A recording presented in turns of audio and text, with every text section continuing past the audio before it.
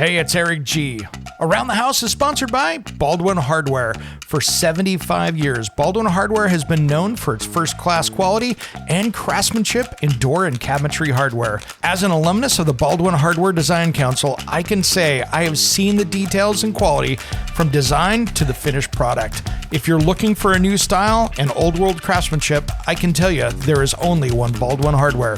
Check out what would look great in your home at baldwinhardware.com. It's Around the House. We've been talking today about designing a kitchen and finishing the project. We're just talking about hiring a designer and getting this project off on the right foot. Now, the next part here is super important. We started to talk about this a little bit, cabinetry. And let's give a little primer on cabinetry. If you haven't seen cabinetry out there, really thought about it, there's three different styles of cabinets that you see out there. In the United States, typically you see an American face frame where you have this 1x2 face frame that goes around the cabinet face of the box. And of course, the doors overlay that. And those doors are going to be called either a full overlay where there's like a 3/16 gap. Around the House show is brought to you by Pyramid Heating and Cooling. Serving in Oregon, the Portland metro area, and Bend, Oregon, they are your one-stop shop for heating and cooling and indoor air quality. To find out more, head to pyramidheating.com. Oregon CCB 59382. When it comes to remodeling and renovating your home, there is a lot to know, but we've got you covered. This is Around the House. Welcome to the Around the House show. This episode is brought to you by our friends over at Monument Grills. If you're looking for a killer grill for fall football season, maybe you're tailgating, maybe you're having a great time out back with friends, that is a great place to start, and that is at monumentgrills.com. If you want to find out more about us, head over to aroundthehouseonline.com, and you can find out more information there about us, or just give us a call here in the studio at 833-239-4144. That number again is 833-239-4144. We got a great show lined up for you today. In this hour, we're going to be talking about my tips for designing a kitchen and finishing that project.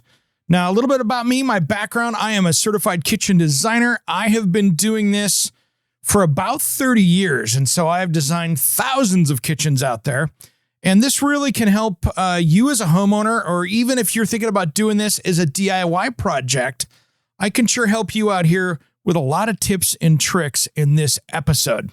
So really, no matter what you do here, the first thing that I want to say is the design is probably the most important step out of this process. And not just because I'm a designer, but this is your blueprint for the entire project. This is all the planning is based off of this one document. And so my first advice is to hire a good kitchen designer for this project. And I don't care if you're a homeowner, if you're a contractor, what else? Here's the thing. When it comes to kitchen design, specifically for tackling that kitchen project, I've hired hundreds of designers over my years, and even the ones coming right out of design school, it takes them 18 to 24 months of tackling projects to be really good, where I start to feel like, hey, I can let them go on their own and really start doing it without having to micromanage the project. Because there are thousands of things that can go wrong in the planning stages. And you as a homeowner, or even as a contractor, unless you've been doing it for a decade, this is the thing. It takes forever to learn all those things. And there is a lot of trial and error within this. And it's something you can't just go take a class and go, I'm a kitchen designer. And this is where mistakes happen. And when you're designing a kitchen, mistakes equal time and they equal money. And this is where the mistakes really start costing on the project side. So here's what happens. So many times, and I see this, and this is one of the biggest mistakes that I see of people going into the home centers. They will sit there, draw up their kitchen. Okay, I've got an 18-inch base cabinet. I got a 24-inch base cabinet. I got a 36-inch sink cabinet, 24-inch dishwasher. And they go into the home improvement store and say, I want this. They figure out the base cabinets. They copy exactly what they had in there. And, you got to think back into the history of kitchens here a little bit. Most people that are tackling kitchen remodels, those kitchens can be 15, 30, 40, 50 years old. I was in a house today that was built in 52, and it had the 1952 kitchen still in it. It had not been remodeled yet. And so when you look at these kind of things, you realize, what was it like in 1982? You had maybe a microwave, and you had a vent hood, you had a range top or a range, you had a vent hood, you had a dishwasher, and you had a refrigerator. That was pretty much what you had. In storage wasn't really as a big a thing. We didn't have stores back then that were the Williams-Sonoma, the Amazons, any of those specialty cookware stores. We had a handful of pots and pans, utensils, and a few, things to cook with, and it wasn't that big a deal. And today we have a brand new tool for everything.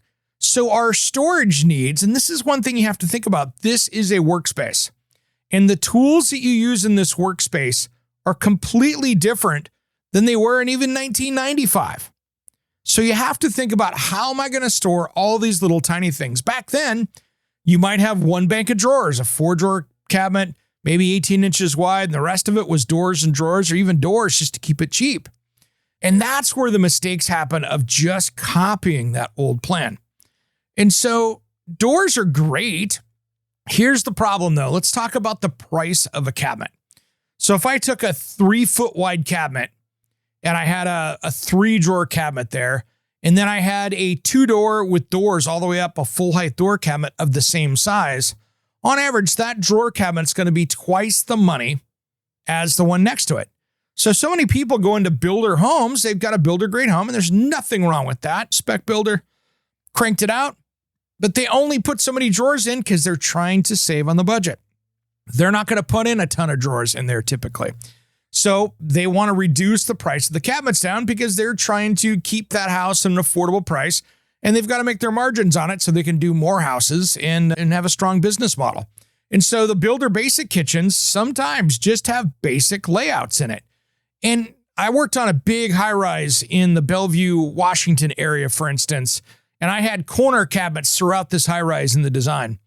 And in the budget cutting phase, we took out every single one of the corner cabinets to save money and put in 2 fillers there. Sorry, we just had 2 fillers there.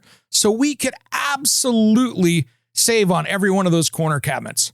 So homeowner moved in, didn't notice that they have 0 access into that corner. And that's how they did it. That was the builder's choice to do that. And that's the way they did it. And sometimes in a good design, sometimes not using that corner gives you other things you can't. So I'm not saying that's the wrong answer, but on the entire project, we had no corner cabinets because they just put in 2 little corner fillers and said, we're voiding that space and not going to use it. So really, this is the time as you jump in to update everything. You want to have that designer that's going to say, hey, where are you putting this? I want that designer to come over to your house, look through the cabinets, see what you have, see what you might want to add to it, and make sure that they create a better home for all of your stuff. And this is really where good design starts to come in. This is not even talking about getting it pretty. We're just trying to create an area that satisfies your storage needs before we go down the rabbit hole of all the design elements within that. And so that's really where the key is here, is to take the time, not copy the old design. You can go, hey, it worked perfectly. There's no problem with it. But you know something? If it's been over 15 years, which most kitchen remodels are, it's time to update it and be more efficient. And then afterwards, you'll realize, oh my gosh, I'm so happy I did this. It's so much easier to access things in the corner. I could actually get down into the bottom of that cabinet where I had to go drop to a knee and dig back there. I have a rollout now there. There are so many things you can do, maybe putting a rollout tray at the bottom of the kitchen sink so you can roll out all those cleaning supplies or anything else that's stored around there.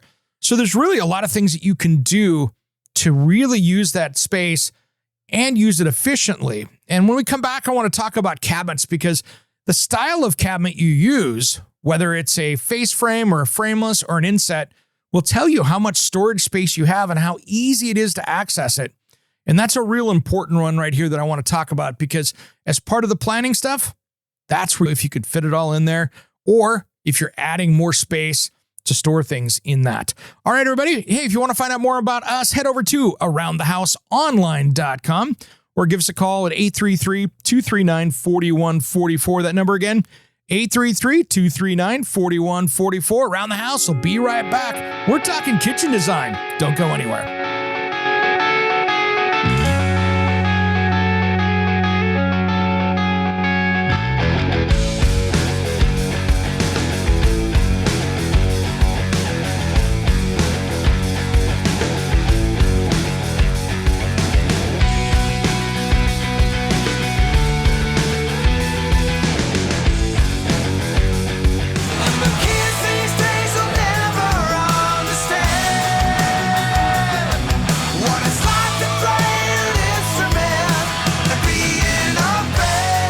What's up? This is Sticks Adenia. And Satchel from Steel Panther. And you are listening to Around the House with Eric G. Yeah. We love Eric G, and you should too. 1987, I never want to leave you.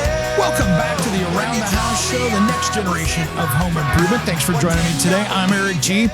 We've been talking today about designing a kitchen and finishing the project. And if you want to find out more about us, head over to aroundthehouseonline.com. We're just talking about hiring a designer and getting this project off on the right foot. Now, the next part here is super important. And we started to talk about this a little bit, cabinetry. And let's give a little primer on cabinetry. If you haven't seen cabinetry out there, really thought about it, there's 3 different styles of cabinets that you see out there. In the United States, typically you see an American face frame where you have this 1x2 face frame that goes around the cabinet face of the box. And of course, the doors overlay that. And those doors are going to be called either a full overlay where there's like a 3/16 gap between them, or on lesser expensive cabinets, you'll have what they call a half overlay where the doors are only overlaying that face frame by a half. And that's how they can save money on doors and drawer fronts and stuff, by having those larger gaps. And that's where you can find a lesser expensive cabinetry with that less of an overlay. And it also gives them, you don't have to be as exact with the door sizes because you've got such a big space there. If something's off by a 16th or an 1/8 of an inch, you don't really see it that much. And so it hides a lot of sins in the cabinet making progress. So here's the thing. Now, when you're talking about basically that frameless cabinet is the next style that you have. And so instead of having that 1x2 face frame around the outside, they actually build the sides of the box out of either 5/8 or 3/4 inch plywood or particle board.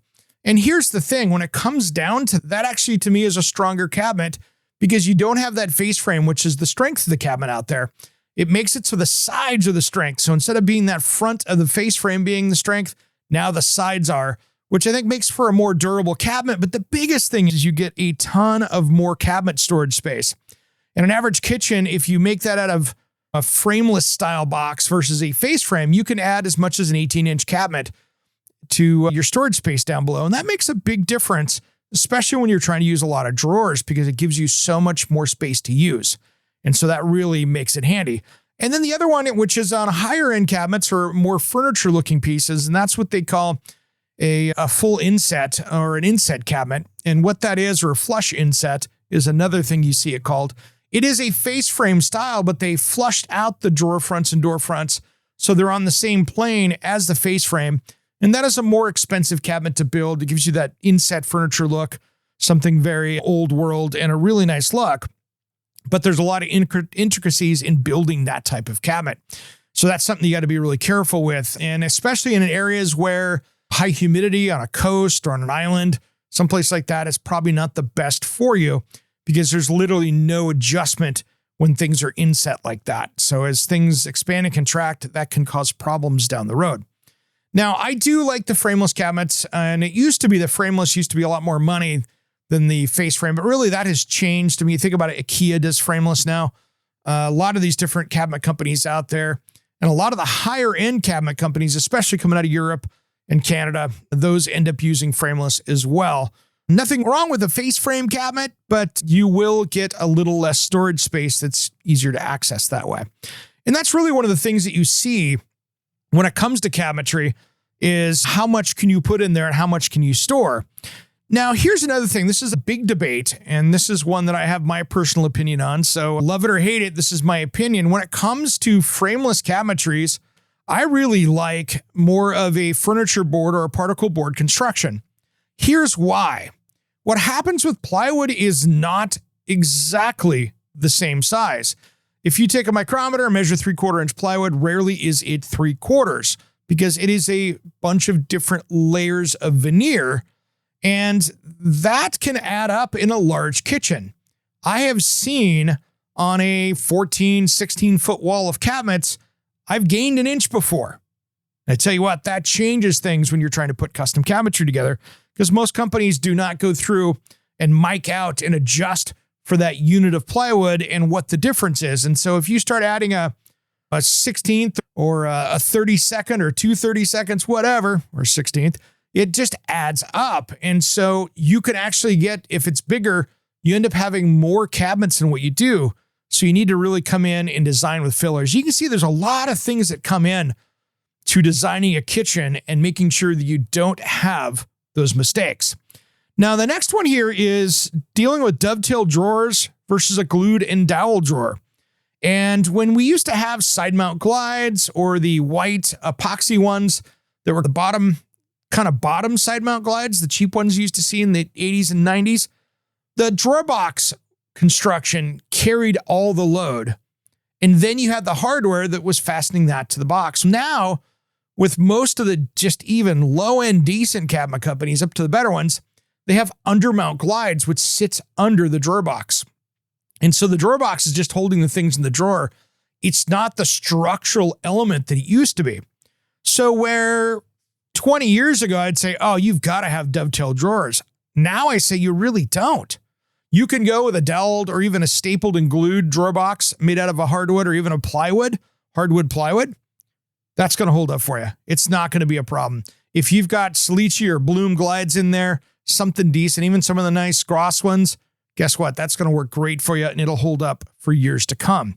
And so that's super important. So really when it comes down to that hardware that you're using for the glides, whether it's soft close or whatever, that's the king. So make sure that you're asking those questions if you're out shopping for cabinetry. What hardware is going in there? What brand is it? And do your research and find out, because that brand really makes a difference. And this is why I really discourage people from buying the import overseas cabinetry, because here's what happens. And this can be a big problem. If you're out there and you buy a brand new kitchen from one of the import places, it came in, there's a couple issues that you can run into. One of them being that a lot of those plywoods and stuff coming in, you don't know what chemicals are in those. Any of those offshore plywoods could have formaldehydes, things like that. We saw some big issues with that years ago. And as well as the hardware is all knockoff stuff generally. So most of the brands that I've seen out there of the import stuff, you will never find a replacement hinge for that down the road because they were making them for that. It's not a known brand. And so really you're going to have to rebuild some cabinets down the road when that hinge or drawer glide fails. And that can be a big problem. So I don't want to see that happen to you. So really make sure that you've got that hardware dialed in because that's something that's going to be important. Now, one of the next ones here is finish. And I want to talk about this before we go out to break because finish is key right here. I want to see a conversion varnish. I want to see a urethane. Unless you're doing some Italian lacquered with 60 coats or something on it, I don't want to see a lacquer finish out there. That's like putting it on a 55 Chevrolet. It's great for a restoration, there's a reason why we've gone to better finishes. So I do not buy cabinetry that has just a regular lacquer finish on it. The water-based stuff is great. There's some great new finishes out there. So I'm looking for a 2-part finish system that has a catalyst on it. And if it's baked on, it's even better. That's how you get that good finish. We come back, we're going to talk more about custom cabinetry here and whether you're going to DIY this or hire a contractor just as soon as Around the House returns.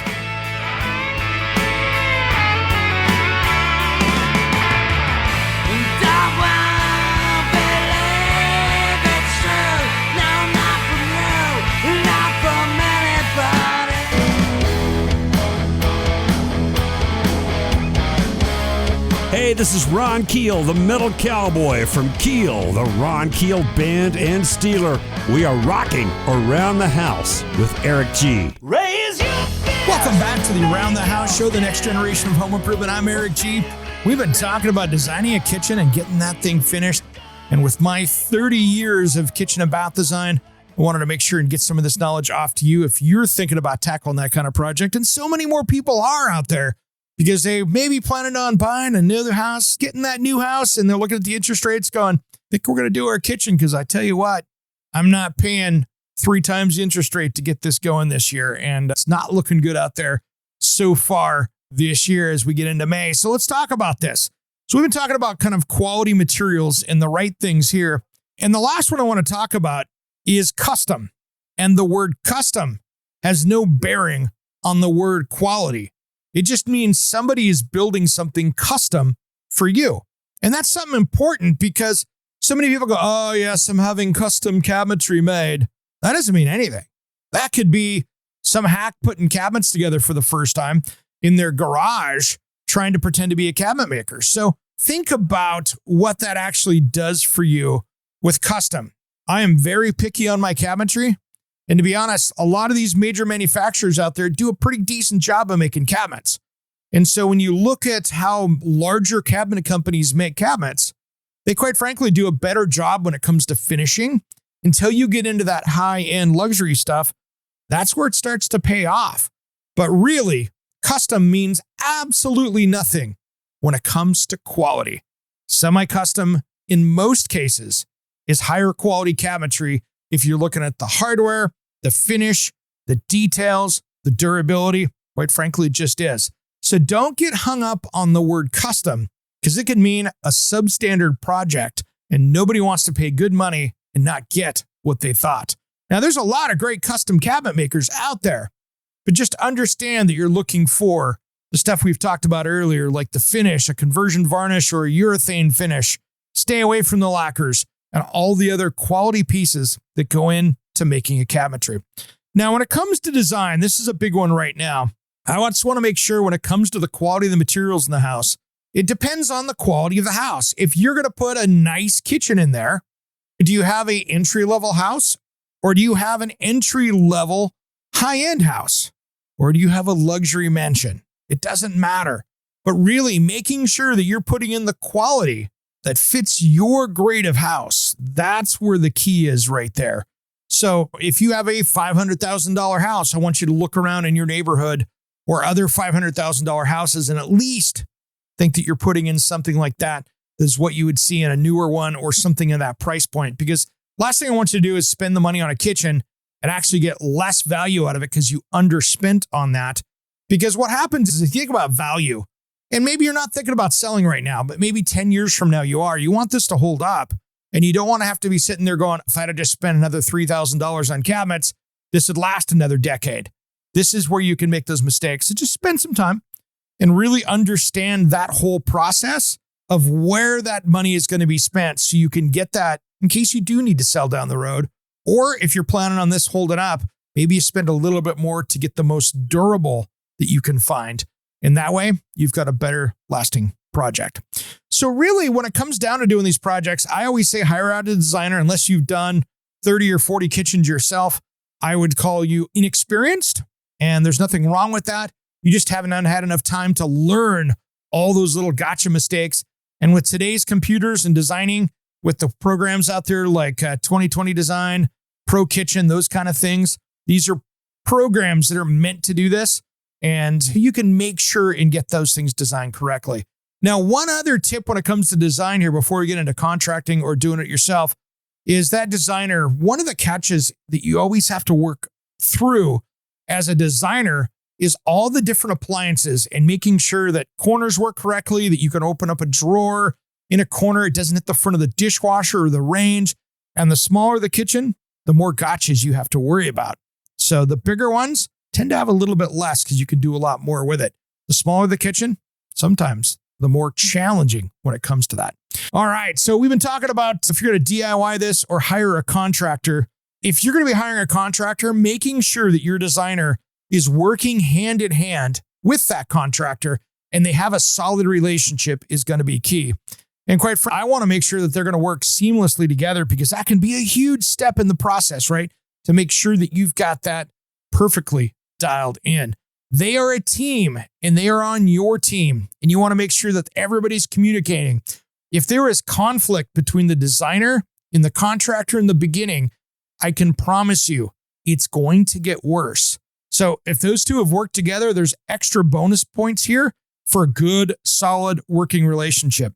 When I was a kitchen and bath designer doing this day in and day out, 6 days a week, basically, what I was doing is I was working for 4 or 5 different contractors, and I always had projects rolling through. And that's who generally I worked with. So I had those relationships. Those were going well. And then I could just work within their customer base, which made a lot of sense for what I was trying to do.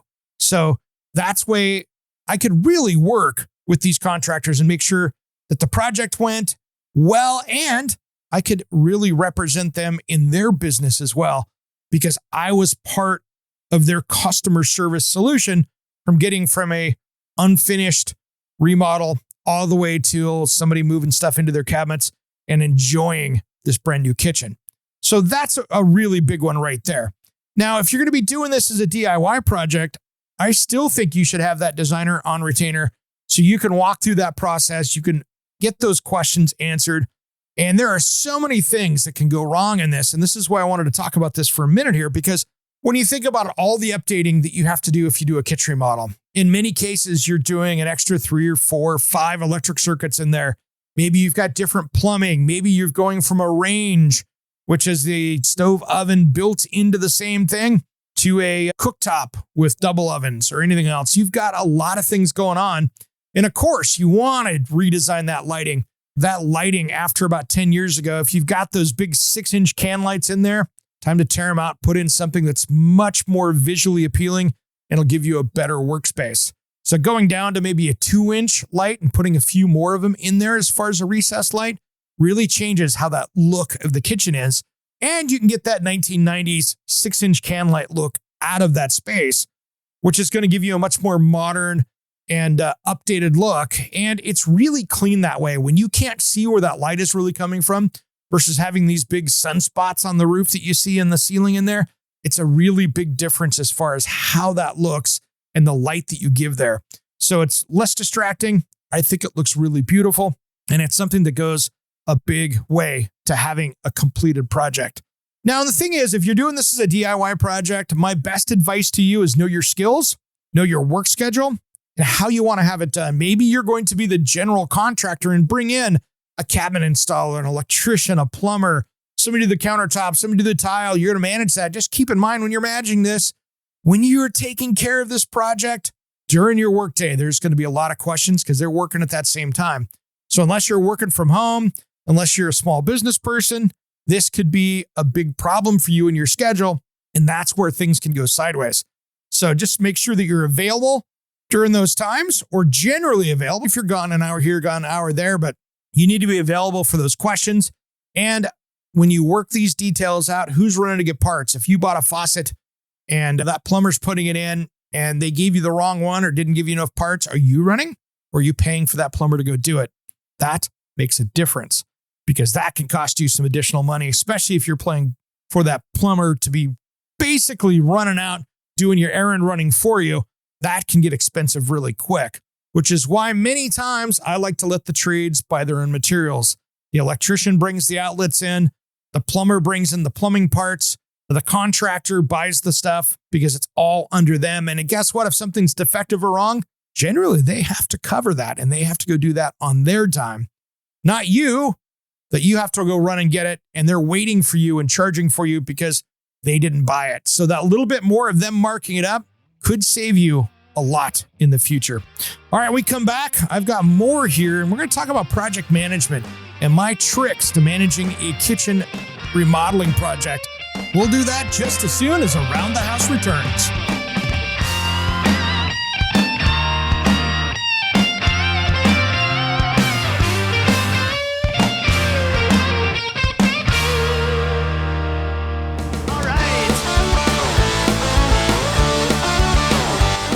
To the Around the House show, the next generation of home improvement. Thanks for joining me today. I'm Eric G. We've been talking about my tips for designing a kitchen and getting that project finished. It doesn't matter if you're hiring the best contractors in the world out there, or this is your first big DIY project. I am here to help you walk through this process from start to finish. And of course, I've been a kitchen and bath designer for over 30 years now, so I've got a lot of experience in trying to make this project work and come together every single time and beautifully. So here are some of my tips on the project management side. We've already talked about materials and the importance of design earlier in the show. And if you're catching us on the radio, don't worry. You can always go back and catch the podcast on your favorite podcast player if you're just joining us.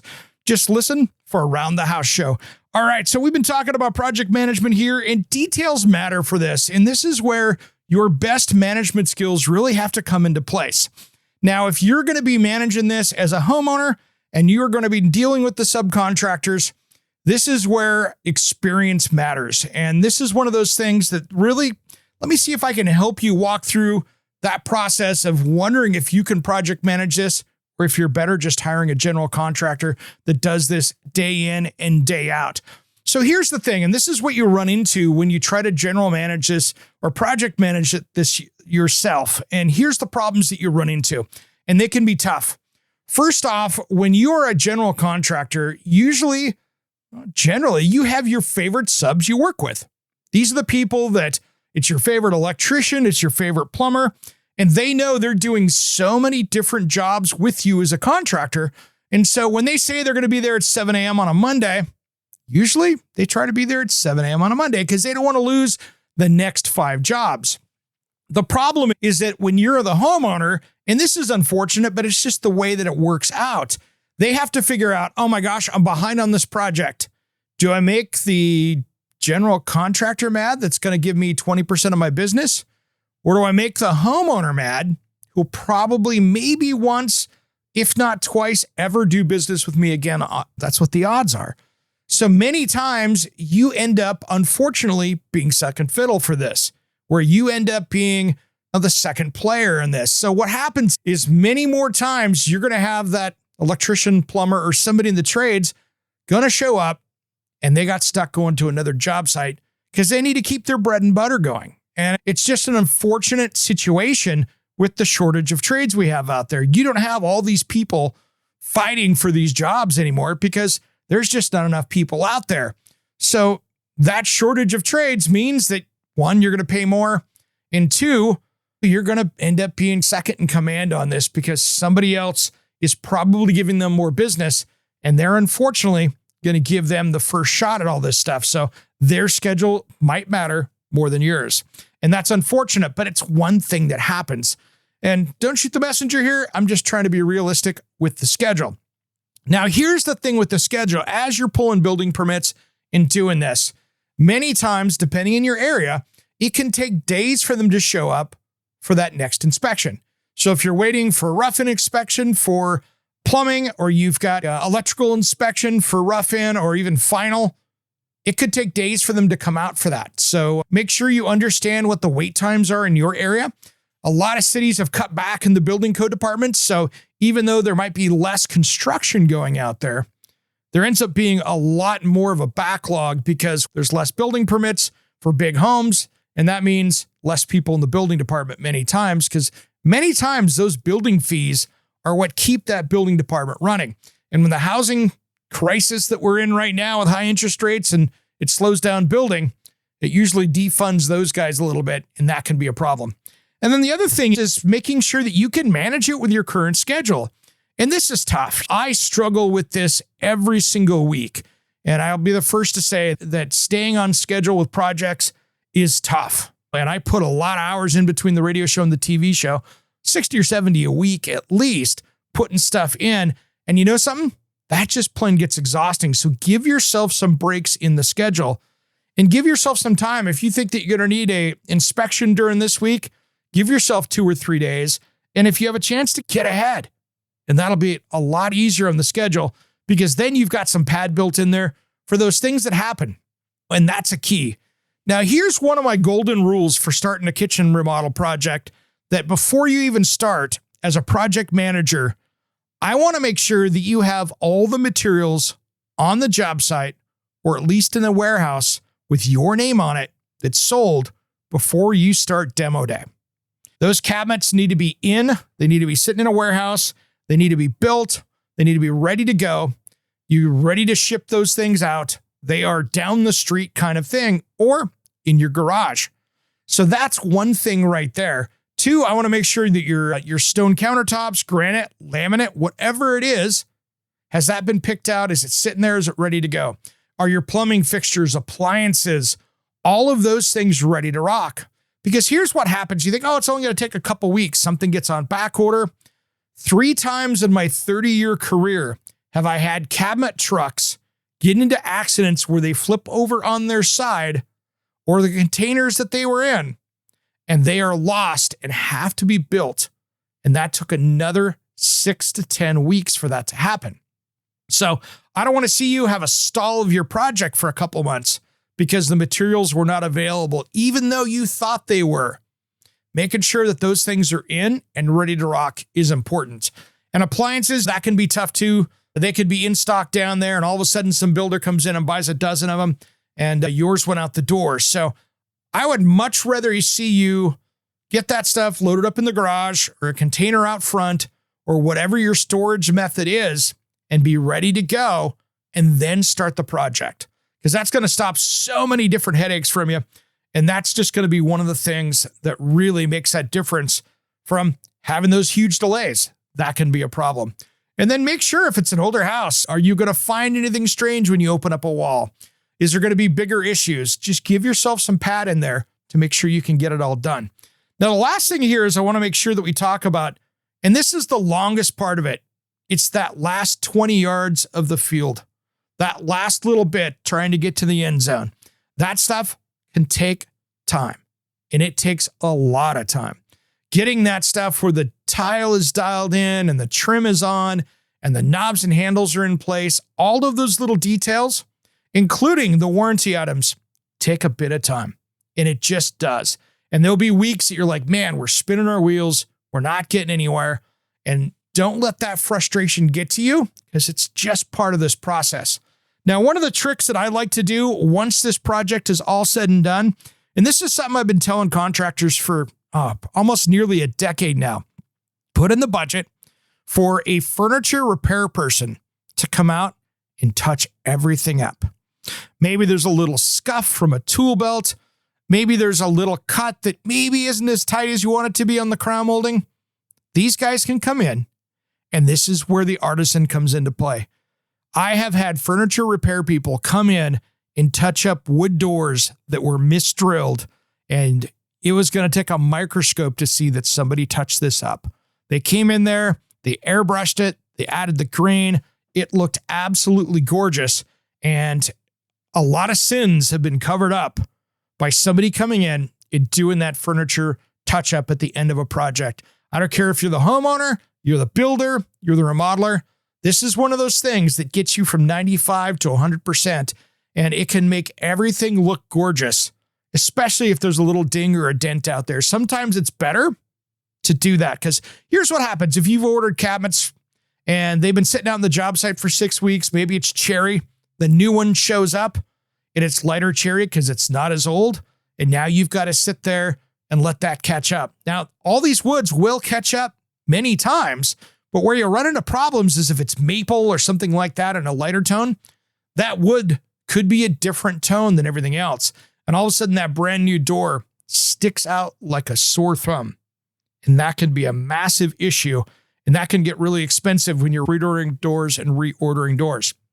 And then the other thing is to make sure that your expectations are in line.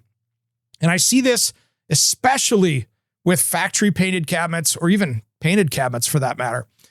Do not expect, unless you are paying for something to be imported in, or you are paying hundreds of thousands of dollars for this cabinet package, do not expect that finish on those cabinets is going to look like it came off the line at Mercedes-Benz. Don't expect it. Painted is good. It is still Mother Nature in wood down below it.